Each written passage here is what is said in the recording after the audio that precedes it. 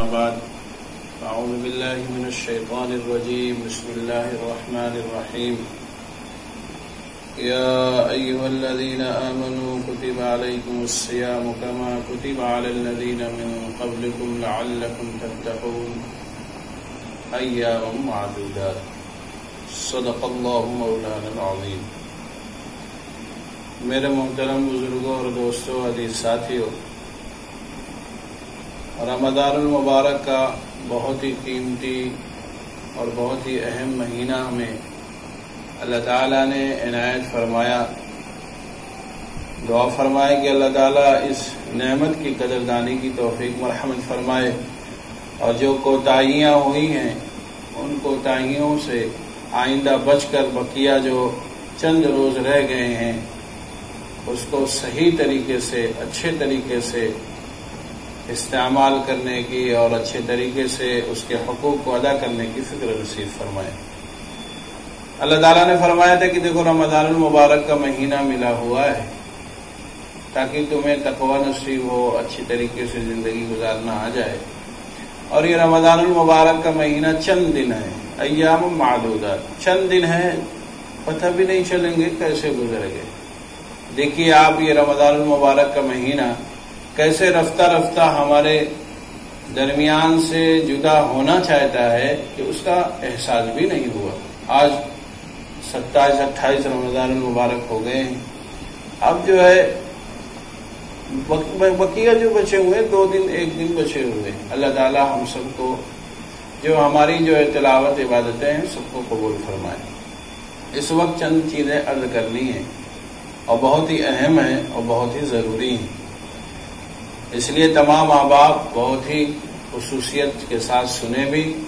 اور اس پر عمل کرنے کی کوشش بھی کریں، اپنے ارد گرد والوں کو بھی عمل کرانے کی فکر کریں۔ رمضان المبارک کا مہینہ گزر جانے والا ہے، عید کا موقع آنے والا ہے،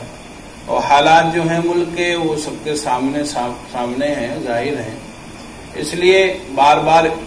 حکومت کی طرف سے اور جو صحت محکمہ کے ذمہ دار ہیں ان کی طرف سے بھی یہ بات آتی رہی کہ اس سلسلے میں بہت ہی زیادہ چاک اور چوبند رہنے کی ضرورت ہے۔ جیسا کہ ابھی تک آپ لوگ رہے، اب آئندہ بھی رہنے کی فکر کریں۔ تو عید کے متعلق چند گزارشات ہیں، وہ یہ ہے کہ اولاً عید کی نماز پڑھی جائے کہ نہ پڑھی جائے، پڑھی جائے تو کیسے پڑھی جائے، اور پھر عید کے احکام کہاں پر کیسے ہوں گے۔ دوسرے یہ عید کے موقع پر جو بھیڑ ہوتی ہے اس سے بچنے کی کیا صورت ہو سکتی ہے۔ تیسرے جو خوشیاں مل کر بانٹتے تھے وہ کیسے ہو سکے گی۔ انہی 3-4 چیزوں کے سلسلے میں باتیں عرض کرنی ہے۔ اولاً عید کی نماز ہوگی کہاں پر، وہ بات عرض کر دی جائے۔ جہاں پر پہلے سے جن گاؤں اور دیہات میں جمعہ نہیں ہوتا تھا، عید کی نماز نہیں ہوتی تھی،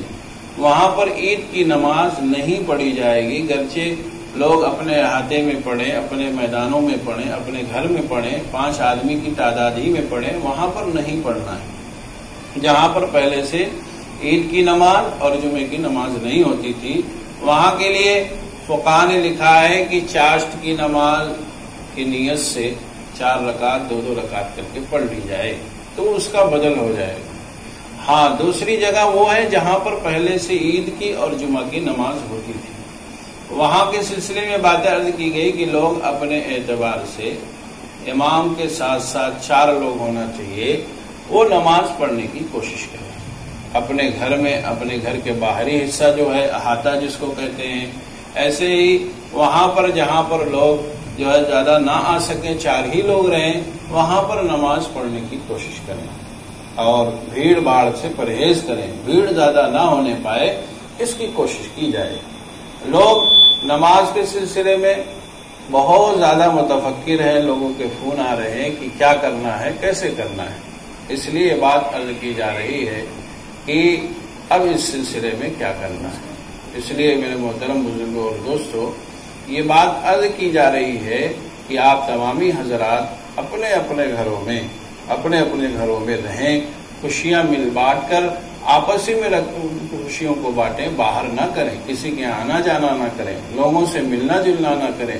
لوگوں کے یہاں آنے جانے کی فکر نہ کریں۔ یہ بات ایک دم ذہن نشی رہے، نہ کسی کے گھر پہ جائیں اور نہ کسی کے گھر سے لوگوں کو بلائیں، اپنے گھر والوں کے ساتھ عید کو خوشیاں بانٹیں، اپنے گھر والوں کے ساتھ رہیں، کہیں جانے کی فکر نہ کریں۔ اس لیے کہ ابھی جو محکمہ صحت نے یہ بات کہی کہ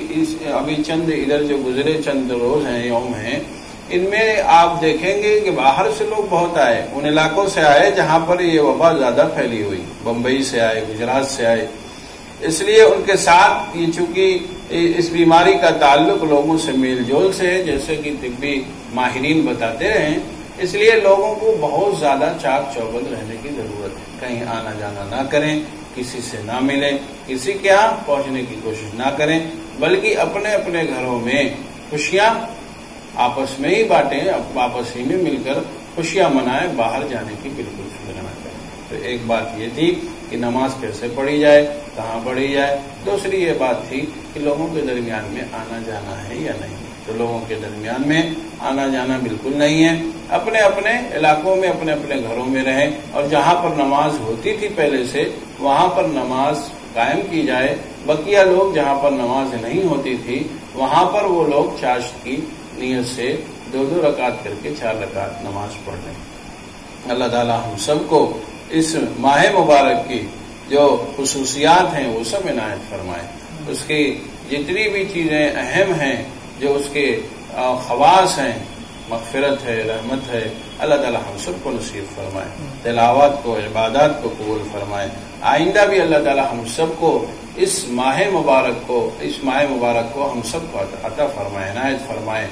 اور یہ دعا آپ تمام حضرات کریں گے، اللہ تعالیٰ اس وبا کو، اس مرض کو جو کہ آئی ہوئی ہے، اللہ اس سے ہم سب کو بچائے، پورے انسانوں کو بچائے، اللہ تعالیٰ ہم سب کو صحیح سمجھ، صحیح سوچ عطا فرمائے، اچھی اور بری چیزوں کے درمیان میں فکر کرنے والا بنا۔ یہ چند گزارشات تھی، اور ایک چیز اور رہ گئی بتانے کی، عیدگاہ میں نہ جائیں، اس لیے کہ حکومت کی طرف سے بات کہی گئی ہے کہ لوگ نماز جہاں پر ہوتی وہاں قائم کریں۔ عیدگاہ میں چونکہ اگر تھوڑا سے بھی یہ کام شروع کیا گیا، بتایا گیا، تو اس کے نقصانات یہ ہیں کہ لوگ اپنے پر قابو نہیں پا پائیں گے اور عیدگاہ کی طرف روا دوا ہو جائیں گے، جس سے بھیڑ بڑھے گی اور لوگوں کو نقصان اور تکلیف پہنچنے کا خدشہ ہے۔ اس لیے عیدگاہ میں نہ جائیں، بلکہ اپنے اپنے مسجدوں میں جہاں جہاں اجازت ہے اور جہاں پہلے سے عید کی نماز ہوا کرتی تھی وہاں پر پڑھنے کی کوشش کریں۔ اللہ تعالی ہم سب کی مدد فرمائے۔ وآخر دعوانا الحمدللہ رب العالمین۔